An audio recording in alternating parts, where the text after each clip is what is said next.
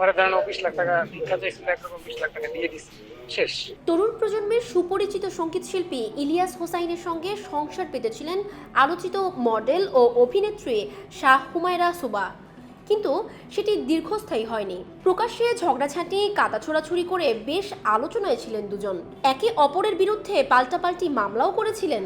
শেষ পর্যন্ত তাদের ভালোবাসার সংসার টেকেনি, গড়ার আগেই শেষ হয়ে যায়।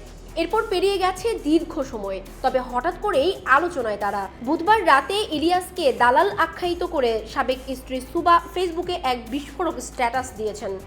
পালানোর সময় শাহজালাল আন্তর্জাতিক বিমানবন্দরে সাবেক পররাষ্ট্রমন্ত্রী হাসান মাহমুদ ও সাবেক তথ্য প্রযুক্তি প্রতিমন্ত্রী জুনাইদ আহমেদ পলক আটক হওয়াতে শুভকামনা জানিয়ে সুবা লেখেন, এই সেই ইলিয়াস যে ভিপি নূর ভাই আর মামুনুল হক সাহেবের নামেও মিথ্যা মামলা দিয়েছিল। আমি কিন্তু ভুলে যাইনি আওয়ামী লীগের দালাল বাটপার ইলিয়াস আমাকে কি পরিমাণে যন্ত্রণা দিয়েছিল 2021 সালে। পূর্বের কথা স্মরণ করিয়ে দিয়ে তিনি আরও লেখেন, 2 দিন আগেও আওয়ামী লীগের হয়ে ছাত্র জনতা বাচ্চাগুলোকে নিয়ে কত উল্টাপাল্টা বলেছিল ফেসবুকে মনে আছে। আল্লাহ ছাড় দেয় কিন্তু ছেড়ে দেয় না।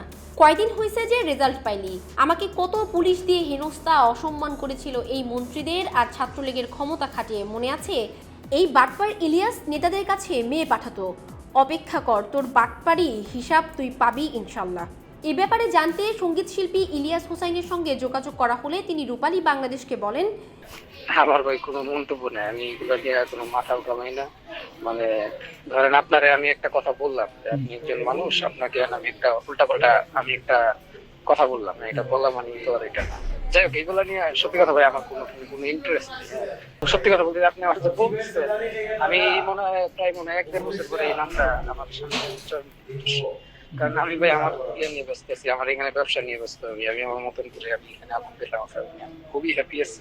তো এইসব নিয়ে আমার মাথা ঘামানোর সময় নেই। ওরা ধরেন 20 লাখ টাকা ভিক্ষা চাইছিল, একরকম 20 লাখ টাকা দিয়ে দিছি, শেষ। ওর টার্গেট ছিল পায়ে গেছে আর কি। আওয়ামী লীগের সাথে সম্পৃক্ত ছিল, এখনো আছে, ভবিষ্যতেও থাকবে। আওয়ামী লীগ যদি করেন মানে একেবারে নিশ্চিহ্ন হয়ে যায়, তাও আমরা রং পাল্টানোর মতন পারছি। তাদের দাম্পত্য জীবনের 1 মাস অতিক্রম না হতেই বেজে ওঠে ভাঙনের সুর। এরপর ইলিয়াসের বিরুদ্ধে একের পর এক অভিযোগ আনেন সুভা, এমনকি এই গায়কের বিরুদ্ধে একাধিক মামলাও করেন তিনি। এরপর সুভার বিরুদ্ধেও পাল্টা মামলা করেন ইলিয়াস। মামলা মোকদ্দমার পর 2022 সালে সুভাকে তালাক দেন ইলিয়াস।